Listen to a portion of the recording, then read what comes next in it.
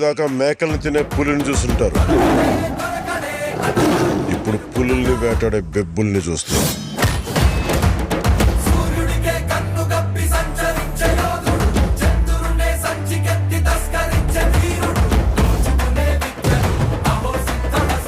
సర్దుకోలేకపోతున్నాను, సాయం చేస్తావా?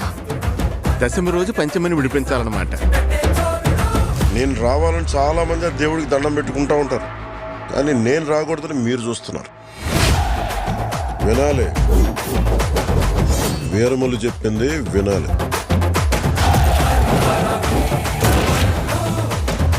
నువ్వు మా వెర్రివిస్తున్న మావయ్యవు కదూ.